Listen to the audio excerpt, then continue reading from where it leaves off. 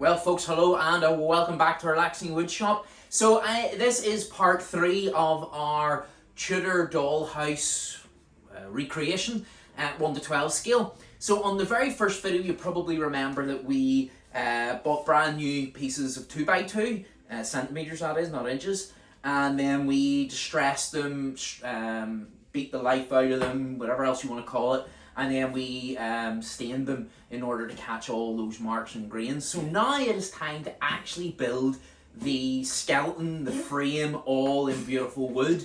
This is all going to be done with as much cuts and turns as I can. If I want to do screws or nails, the only screws I will have to put in is at the very base, going up through under, to make sure it gets that solid grind to it. But other than that, theoretically, because they're screwed, if you had to take it off or move it or whatever, you theoretically could do that. So we're going to get cutting, get measuring, got it all in my head. As people always know, watch all these shows, I kind of go with my head and don't do a lot of mathematics, and I just kind of see something and go with. So let's get these cut down and then we'll start putting it all together.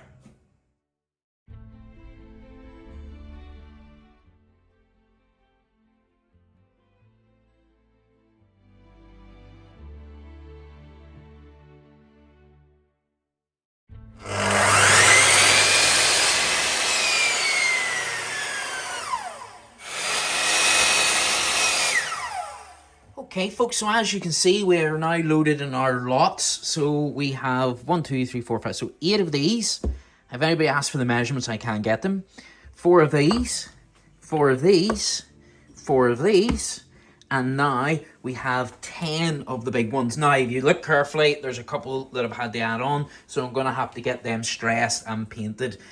So now what we're going to do is we're going to grind these all down and get them allotted into their slots. So now we're going to cut the different sections to fit each of the other sections and then put them together. So fingers crossed this works. Okay, folks, so now we have everything cut. What we now need to do, as it says, is slice all these with the 2 centimeter gaps and 1 centimeter in. Reason for 2 centimeters is they're 2 centimeters, and reason for 1 centimeter in is because that's half of them, and then I'll snap it on the other half, snap it, cut it on the other half. So hopefully once I get all them cut together, they should fit like a jigsaw piece, because then I need to clamp them all and glue them all as well. So as we cut, we're removing this wax that makes it look old, which is a good thing because that allows us to give a good bond to the natural wood. So it's over to the table saw and repeat and repeat, rinse and repeat, rinse and repeat, and this will go on for quite a while.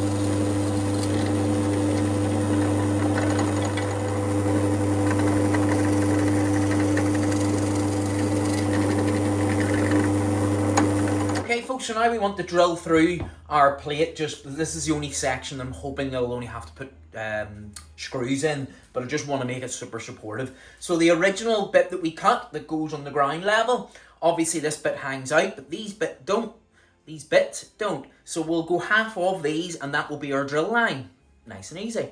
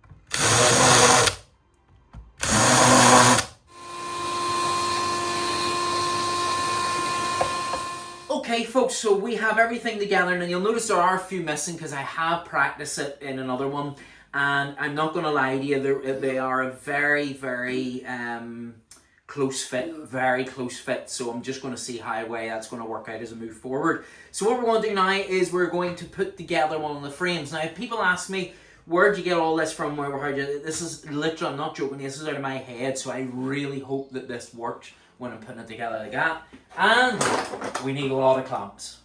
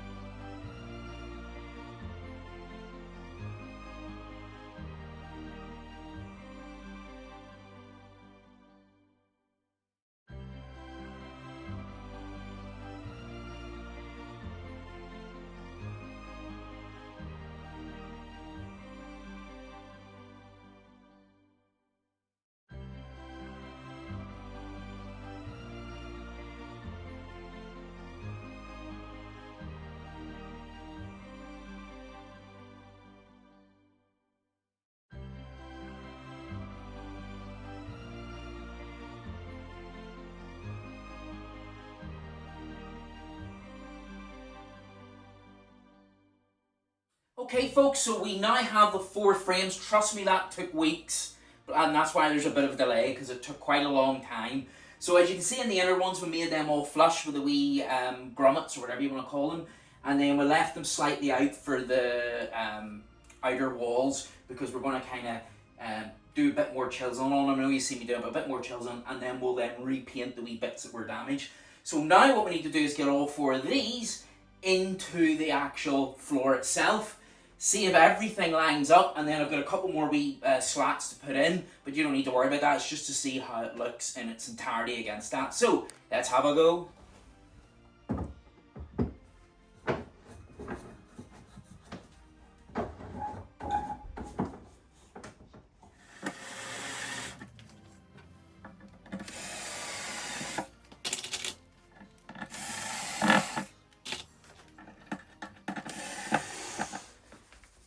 I just did right on the nipple.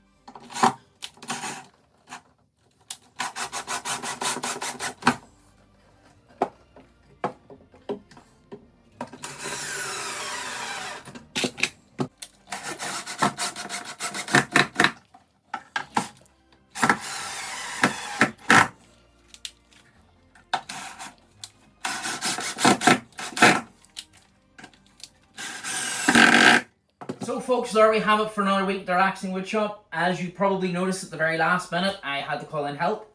Hello. He says he didn't want to talk, but he just talked.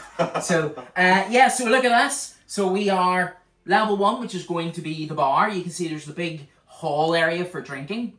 And then we have this bigger walk through here. So that's why I had 4 slats, 2 slats, 3 slats, and then 4. So see how it works. So this is the main bar area. This is going to be the wee bit where you get served or whatever. This is going to be a wee underside balcony. And as you know, with the Tudor Doll houses, the reason that they went up in stages outside, because land was so expensive back in London back in the day, but there was no plan permission for above the ground floor. So everything went outwards as it went up. So next plan is we're going to get the floors on each level, which will take us to here, which hopefully will happen in the next 2 weeks. There's a lot of work to be done.